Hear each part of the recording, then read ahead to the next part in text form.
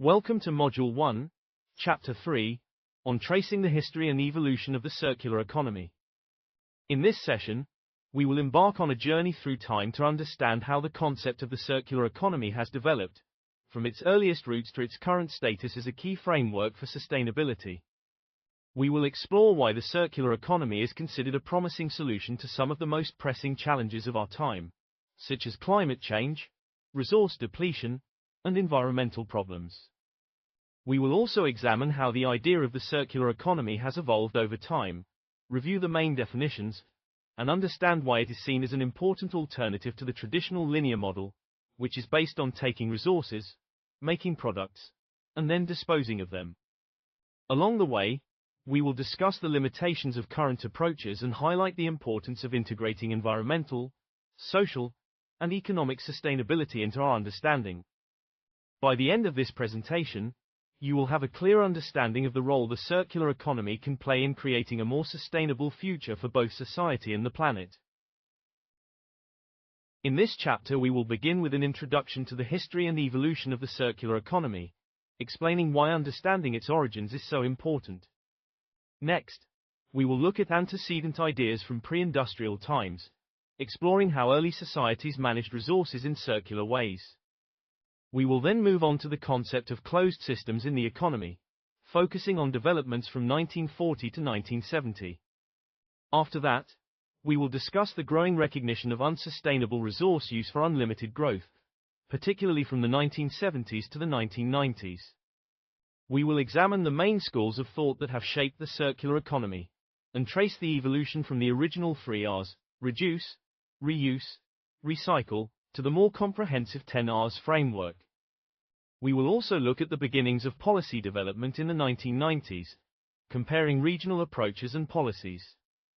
Finally, we will conclude with key insights and future directions for the circular economy. This structure will help us build a comprehensive understanding of how the circular economy has developed and where it is heading. Understanding the concept of the circular economy is essential for grasping its significance in today's world. The definition of the circular economy has evolved over time, shaped by practical motivations and the need to address real-world challenges. As new problems and solutions have emerged, the concept has been refined and expanded. In this chapter, we will elaborate on the idea of the circular economy, exploring its principles through different schools of thought. We will also introduce the R approach, which is central to circular economy strategies and provides a practical framework for implementing circularity in various sectors. It is important to understand the origins of the circular economy because this knowledge helps us compose a clear picture of its current development. By tracing its trajectory, we can better appreciate both its achievements and the criticisms it faces. Researchers have expressed concerns that the circular economy may fail if businesses do not adopt a holistic approach that considers the broader socio-ecological impacts. Implementing circular economy principles requires us to look beyond narrow economic goals and to consider environmental and social dimensions as well. This chapter provides a concise overview of the evolutionary phases of the circular economy, starting from early thinkers in the 17th century and continuing to current policy developments. Suggested readings and tasks are included to help deepen your understanding of these important issues. Before industrialization, communities often followed circular patterns in their use of resources. They relied on natural cycles, such as the nitrogen cycle in agriculture, to sustain their livelihoods. Because resources were expensive and difficult to obtain, production was slow and products were highly valued. People practiced reuse, redesign, and recycling as a matter of necessity. The Industrial Revolution in the 17th and 18th centuries marked a turning point, introducing new technologies and liberal economic thinking that shifted production and consumption toward a linear model. This shift laid the groundwork for many of the resource challenges we face today. Early intellectual ideas about resource scarcity and environmental limits can be traced back to scholars such as Thomas Malthus and Henry George. Malthus warned about the risks of overpopulation leading to overexploitation of natural resources, focusing particularly on the growth of the lower classes. However, this perspective often overlooked the role of prosperous nations and active consumers, who are the primary drivers of resource consumption. Today, similar debates continue, with discussions about sustainability in the global south sometimes ignoring the environmental impact of wealthy countries. For example, the European Union was a net importer of environmental impacts in 2023, meaning that the goods consumed in the EU were produced elsewhere, shifting the environmental burden to other countries. This highlights the need for a holistic view of the global economy, recognizing that environmental harm does not respect national or political borders. Only by considering the interconnectedness of global production and consumption can we develop truly sustainable solutions. Henry George was a 19th-century economist and social reformer who made significant contributions to our understanding of land use, economic justice, and technological progress. He was the first economist to view resource scarcity as a result of unequal wealth distribution, rather than simply a lack of resources. George argued that economics should reflect ethical principles and that everyone should benefit from societal progress. His ideas are closely linked to the concepts of systemic change and distributive justice in the sustainable circular economy. Although his ideas were discussed during early industrialization, they did not gain widespread popularity in European society at the time. Nevertheless, George's work remains important for understanding the ethical dimension of the circular economy. During industrialization in Europe, the ideas of circularity and ethics in economics were largely marginalized. However, in the 20th century, circularity thinking re-emerged, most notably through the work of Kenneth Boulding.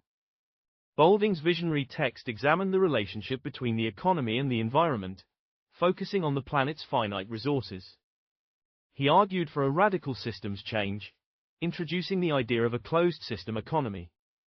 Boulding's work laid the foundation for many of the principles that underpin the modern circular economy.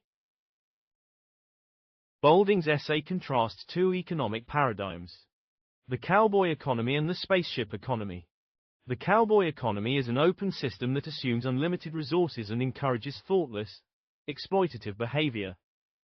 In contrast, the spaceship economy views Earth as a closed system with limited resources, requiring careful management of both extraction and pollution.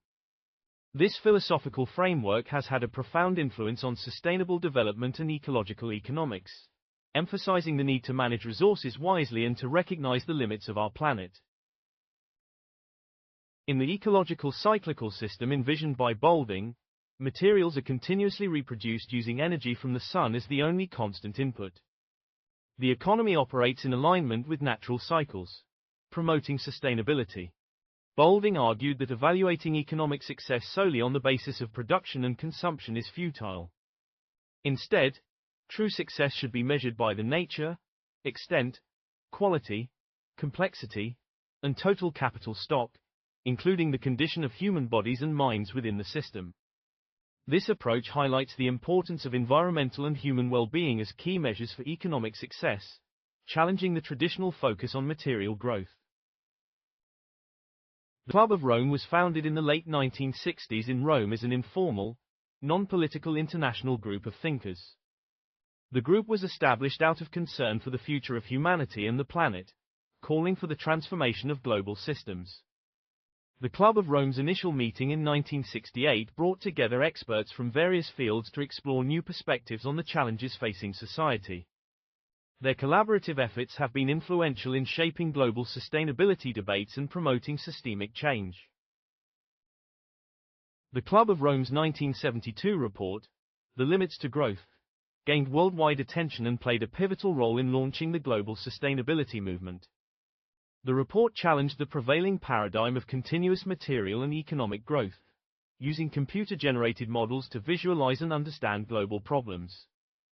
Today, the Club of Rome continues to work for systemic change in environmental, social, and political systems, with around 100 full members and 35 national associations worldwide.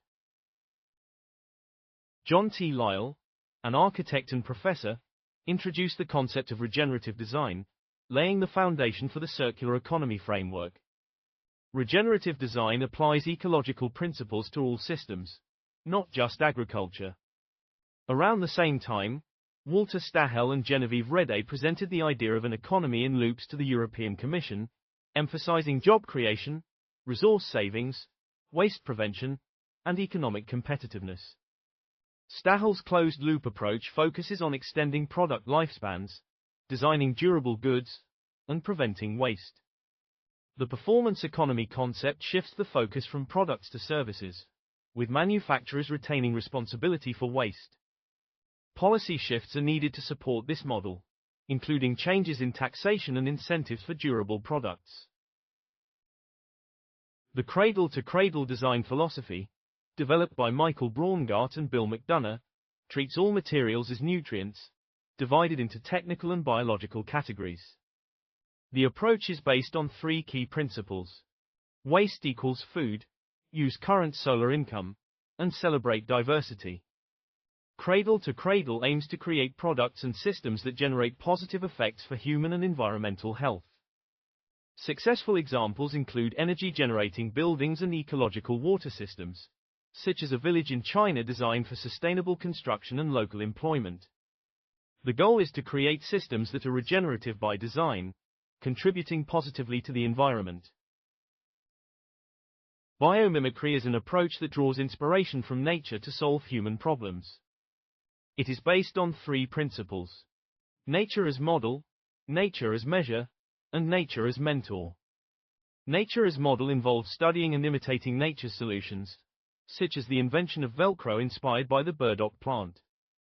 Nature as measure uses ecological standards to judge the sustainability of innovations, setting ethical limits based on billions of years of evolution.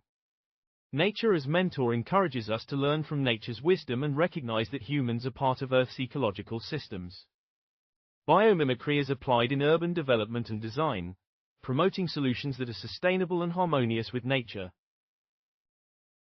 Industrial ecology, introduced by Robert Frosch and Nicholas Gallopoulos, focuses on optimizing material and energy use, minimizing waste, and ensuring economic viability. It aims to create closed-loop processes and considers both local and global ecological impacts. This interdisciplinary approach, known as the science of sustainability, emphasizes natural capital restoration and social well-being. Industrial ecology designs production processes to perform as closely as possible to living systems, integrating human activities with natural ecosystems. The original three R's, reduce, reuse, recycle, form the foundation of waste management and circular economy strategies. Reduce means minimizing resource use and improving efficiency to cut waste generation. Reuse involves extending the life cycle of products by using them multiple times. Recycle refers to processing materials to create new products, closing the resource loop. These principles help to minimize waste and promote sustainability. The 10 R's framework was introduced to address the limitations of the original 3 R's, expanding the focus to include prevention, recovery, and innovation. Developed by Jacqueline Kramer in 2017, the 10 R's reflect the growing complexity and ambition of circular economy strategies. The R strategies are classified into smarter product use and manufacture, refuse, rethink, reduce, life extension strategies, reuse, repair, refurbish, remanufacture, repurpose, and creative material application, recycle, recover. The greatest impact is achieved at the beginning of the material value chain, and the choice of strategy depends on the specific context. This slide presents the levels of circularity, specifically the 10 R's, as developed by Kramer in 2017. The 10 R's provide a detailed roadmap for designing, managing, and sustaining circular systems. The order of priority ranges from refusing and rethinking, which prevent raw material use, to recycling and recovering, which deal with materials at the end of their life. The figure illustrates how prioritizing higher-level strategies can maximize the benefits of circularity. Academic literature on the circular economy grew rapidly from 2015, but significant practical advancements and policy development began in the 1990s. Policy plays a crucial role in enabling the transition to the circular economy by setting regulations, offering incentives, and encouraging innovation. However, current laws often lack clear boundaries and scale, and global strategies vary according to socio-economic contexts. This chapter introduces the development of circular economy policies in different regions, which will be discussed further in later chapters. In the 1990s, China recognized that resource shortages and pollution were major obstacles to economic growth. The Circular Economy Promotion Law and inclusion in 5-year plans demonstrate China's commitment to circularity. China's approach is characterized by a top-down model, with state control enabling large-scale projects. Key features include industrial symbiosis, recycling, and innovation in urban waste management. Policies encourage collaboration among industries, large-scale recycling systems, and urban waste reduction. The European Union's Circular Economy Action Plan integrates circular economy with climate goals, aiming for carbon neutrality by 2050. Key initiatives include resource efficiency, sustainable product design, increased recycling rates, and reduced landfill dependency. The EU focuses on high-impact sectors such as textiles, electronics, construction, and plastics. Extended producer responsibility makes producers responsible for managing the end of life of their products, incentivizing sustainable design and reducing waste. India's circular economy policies are emerging within the broader context of sustainable development. The focus is on managing resource scarcity, addressing waste management challenges, and encouraging innovation. India's approach integrates grassroots efforts, such as informal recycling systems, with national-level frameworks. Highlights include waste management rules targeting single-use plastics, the National Resource Efficiency Policy, and waste-to-wealth initiatives that promote recycling and composting. Thailand's approach to the circular economy emphasizes regional development, poverty alleviation, and economic resilience. The bio-circular green economy model is part of the country's 20-year national strategy. Key features include bioeconomy integration, public-private collaboration, and support for small and medium enterprises. Thailand leverages its agricultural base to promote bioplastics and sustainable food production, engaging industries and supporting SMEs in adopting circular practices. This chapter introduces the phases and emphasis of policy development in various regions. The European Union and China have different economic contexts and policy approaches. The EU operates within a highly developed economic context with mature industries, while China addresses rapid industrialization and urbanization.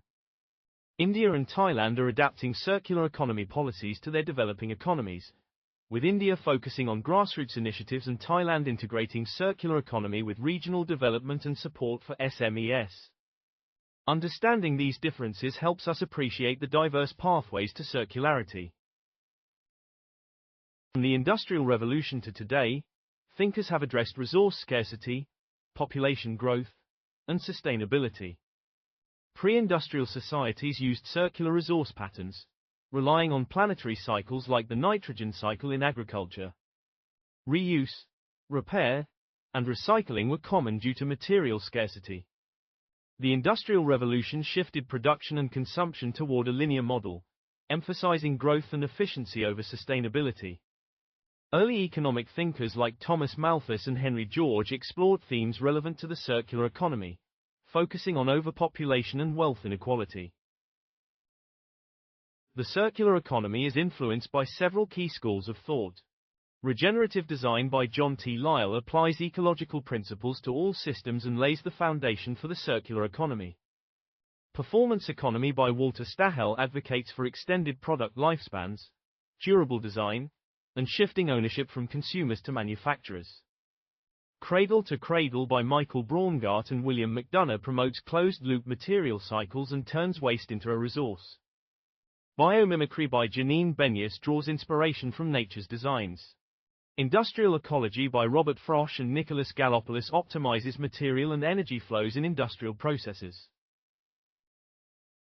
The future of a sustainable circular economy depends on tailored strategies for different regions, policy development, and understanding circular economy principles by all actors. Adaptation to unique socio-economic contexts and prioritization based on local needs are essential for effective implementation.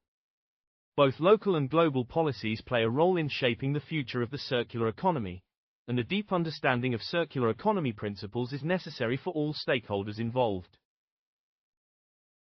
The next chapter will explore the philosophy and necessity of a sustainable circular economy. The focus will be on reducing waste, reusing resources, and creating a closed-loop system. This approach is essential for conserving natural resources, reducing environmental impact, and promoting sustainability for the future of our planet. Thank you for your attention throughout this chapter on the history and evolution of the circular economy. In this session, we explored how the circular economy has developed from its early origins through key thinkers and schools of thought, examined the shift from 3 to 10 Rs, and considered how different regions are implementing policies to support circularity. Before we start with the next chapter, here are the references for this chapter. Please take a moment to review them for further reading and deeper understanding of the topics discussed. We look forward to welcoming you to the next chapter. The following slides provide a comprehensive list of references used throughout Chapter 3.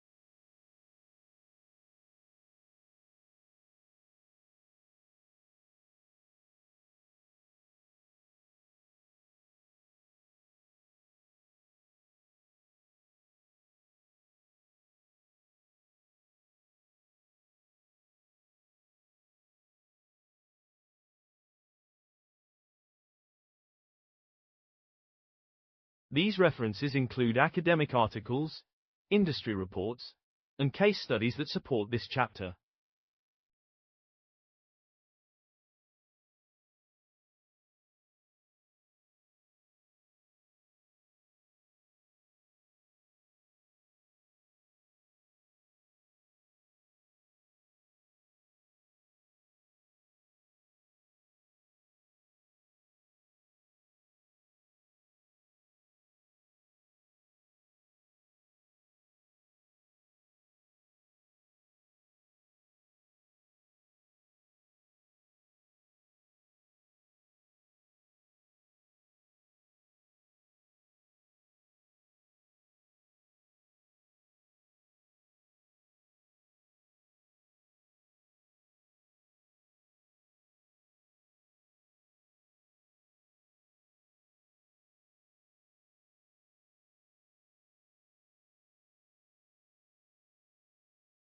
Please refer to these sources for additional information, evidence, and examples related to sustainability, circular economy, and responsible business practices.